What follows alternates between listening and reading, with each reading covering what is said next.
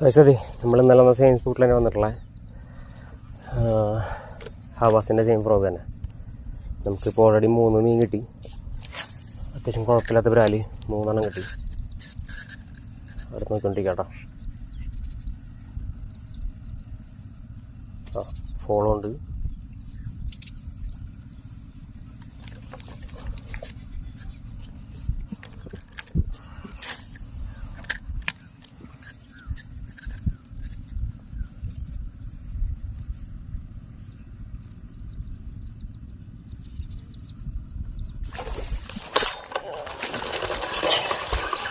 Strike.